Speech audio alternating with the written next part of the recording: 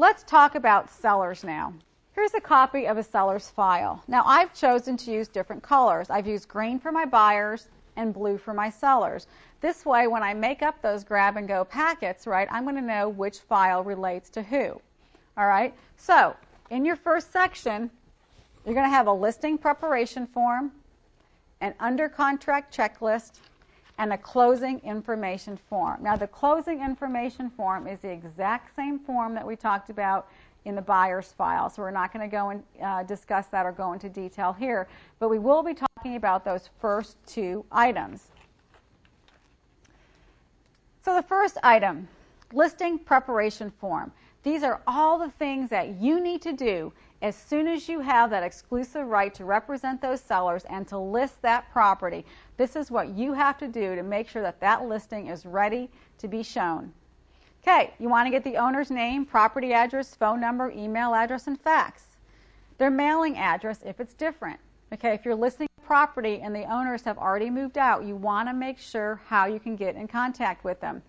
Signed documents that will be needed, your listing agreement, your dual agency agreement, your lead-based paint disclosure if that's applicable, airport and noise disclosure if applicable, working with real estate agents brochure, owners association addendum, and a warranty election form if there's a home warranty on the property. You want to verify that the taxes, both the assessed value as well as the combined tax rate. Verify that the schools are correct. If you live in an area where the school districts tend to change a lot, you want to make sure that you're advertising the proper schools. Items that you're going to need for the file. You're going to need a copy of a survey if they have one, the most recent appraisal, copy of their title insurance, restrictive covenants, the MLS profile sheet, your homeowners association information, and again, the home warranty information if that's applicable. In addition, you want to make sure that you make copies of the following items. Copy of the presentation booklets. These are the booklets that you're going to be leaving on the counter for those prospective buyers to take so that then when they're looking at multiple homes on that Saturday, they're going to know exactly the features of the home that they walked into that's your listing. So make sure you have presentation booklets on the counter. Copy of the covenants. Again, leave copies of these covenants on the counter as well. It will save you time having to make that copy or email that when that request comes your way. If at all possible, if you have eFax, email the disclosure form to your email. This is the property disclosure form so that when you have a prospective buyer and they're looking for that information, you can email that form to their agent.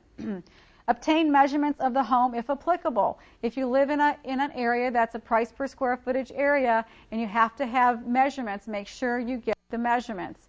Input all the info onto MLS. Offer a home staging service. Very interesting item.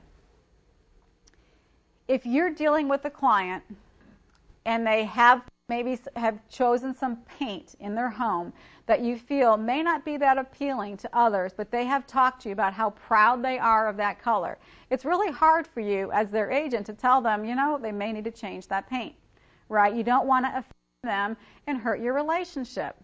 Same goes true if they have pets and there's a pet odor in the house and their pets are very important to them. You don't want to offend them by telling them that their house doesn't smell so well.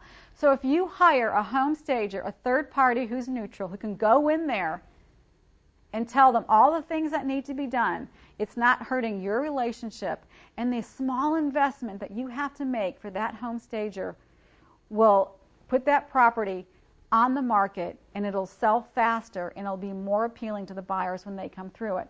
It's just a small investment for the impact that that's going to have on your listing. Order your for sale sign. Order a warranty if it's applicable. Put on the lockbox and order professional pictures.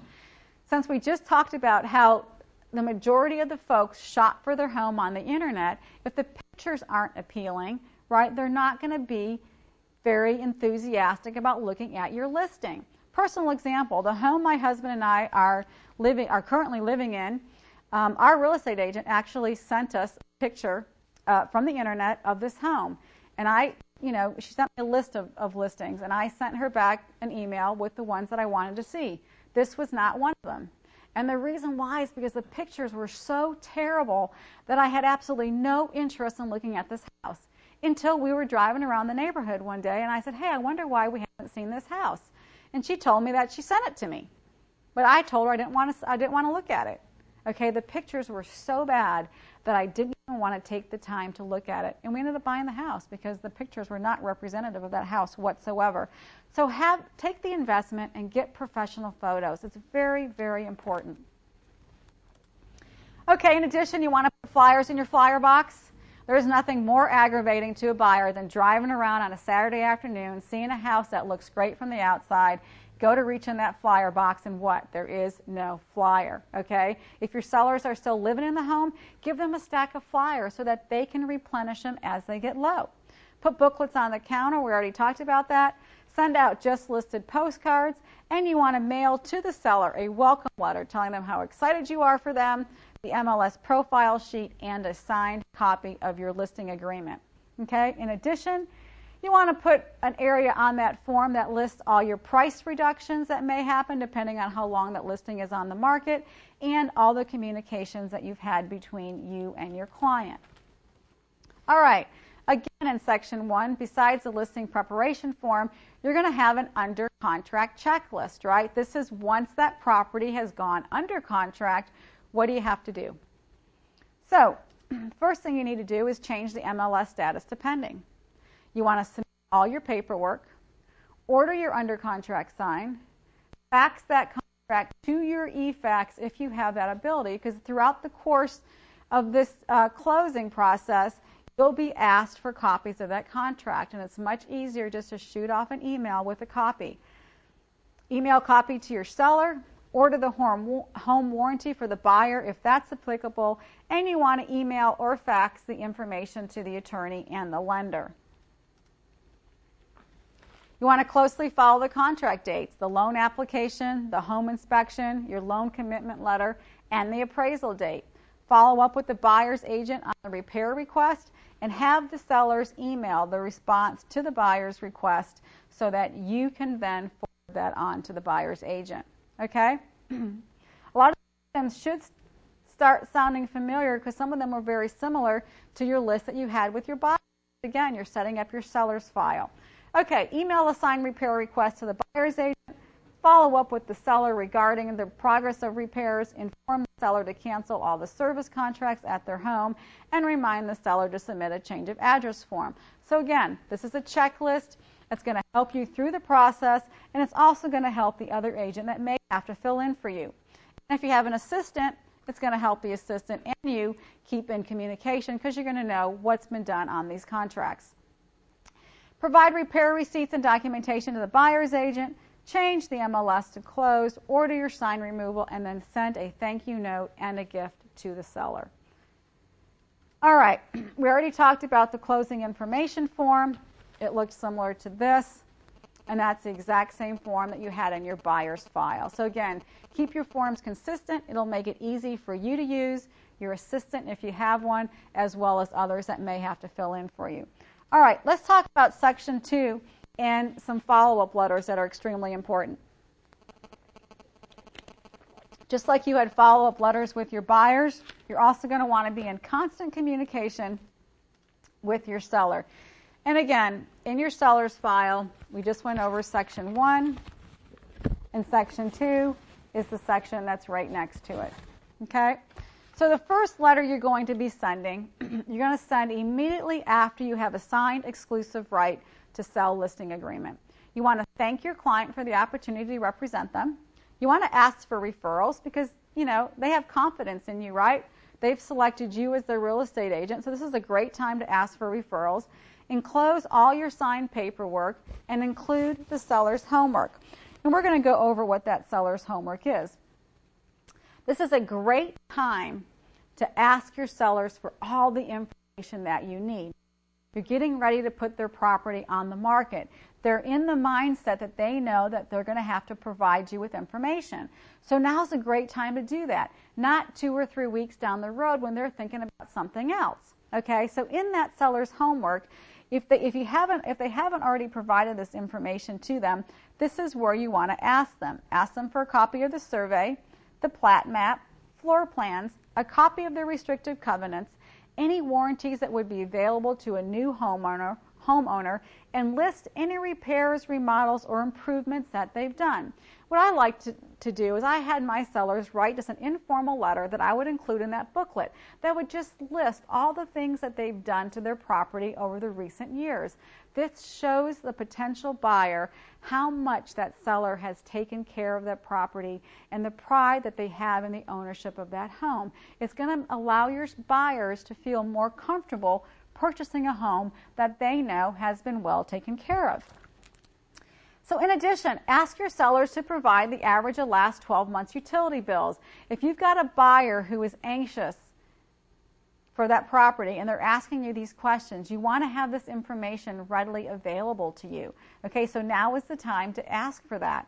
Homeowners Association and phone number, get the age of the roof, the heating and cooling system, any of the appliances, when the carpet was replaced, when the interior and exterior paint was done, all that information. Okay, these are great selling tips for you. Copy of the title insurance policy if it's available and any other pertinent information. The key is to be prepared and be organized with all the necessary information so that when you get an interested buyer, you have all the information for that buyer's agent at your fingertips. And you're not trying to track down your seller to get that information from them at the last minute, okay? It's going to make things run more smoothly down the road for you. So get all the information up front. The second letter you're going to send is during the first week of the listing. Okay, this is the first week the listing's up. You're going to want to send them a checklist with suggestions on how to showcase their home. Remind them how important it is to have their house looking good at all times. And some of the items you're going to want to include on your checklist is remind them to keep the kitchen sink clean, right? Kitchens sell homes. Keep the kitchen sink clean and sparkling. Make sure that the countertops are clear and that all the non-essential items have been removed. All the bathrooms are sparkling clean and towels are hanging neatly. That there's no trash in the trash baskets. The beds are made, toys are picked up. Make sure the mail has been picked up and that the front entry looks inviting. If there's a spot for fresh flowers, suggest maybe they put some fresh flowers there. You want the buyers to continue walking through the home once they've opened the front door. You want that entry to look inviting, okay? Remove any dead or dying plants from the house. Well, a dead plant shows the house isn't taken care of. They're better off not having any plants at all, okay? Make sure the home smells clean and fresh. If they happen to have pets and they have relatives or friends in the area, you may want to suggest that those pets stay with their relatives or friends during the listing period, and that the lawn and landscaping is well maintained. These are just reminders for your seller. This is the curb appeal. Again, it's the first impression that's really going to count. Okay, the third letter you're going to send is you're going to send this after the first month if the listing hasn't sold. Your seller wants to know that you still care about them, right? You just didn't put a sign in the front yard and walk away. They want to know that you're doing things to hopefully get that house sold, right? Because they think that their house should have sold right away. So you want to send them a quick note, giving them peace of mind, letting them know what you've done for them so far. Talk about the market. Give them an update on what's been happening in their area. Talk about your business and how it's built on referrals, and ask for referrals. But always remember, you want to keep it personal and let your clients know that they can contact you at any time if they need anything whatsoever. All right, the fourth letter you're going to send out is 2 months if the listing has not sold. You're going to tell your client what you've been doing for them, talk about the market, and ask them to think about reducing the price of their home. Okay, again, the key here is keeping in contact with your clients. You want them to know that you haven't just put a sign in their front yard and you've walked away, right? They need to know that you care and that you're still doing something to help them sell their home. And again, you're going to put in this letter a suggestion of what you think they should reduce the price by, and put some market history. Talk about what's been happening in their neighborhood and some justification for your suggestion. And then let them know that you're going to be calling them in a couple days to follow up and maybe talk about a possible price reduction. Okay, again, the key is to keep in constant contact with your clients. Okay, you want to build those referrals and let them know that you're there for them no matter what. And of course, the number of letters that you send out depends on how long that listing is going to be on the market. Also in Section 2 is the offer to purchase and contract and the final HUD-1. And again, we're not going to discuss those because you all should know what those are. Section 3 of your seller's file is what? It's your attorney information, right? This should all start looking really familiar. These files are set up the exact same way that your buyer's files are set up. So regardless of what you're looking for, you're going to know exactly where to find that information, whether it's a buyer or a seller. And again, if someone needs to fill in for you or you have an assistant working with you, you're going to always know where the information is, irregardless of who you're working with, a buyer or a seller. So the third section is your attorney information, all your correspondence and the attorney form. The fourth section is the lender information. You're going to have the pre-qualification letter, the loan commitment letter, and the good faith estimate of closing costs.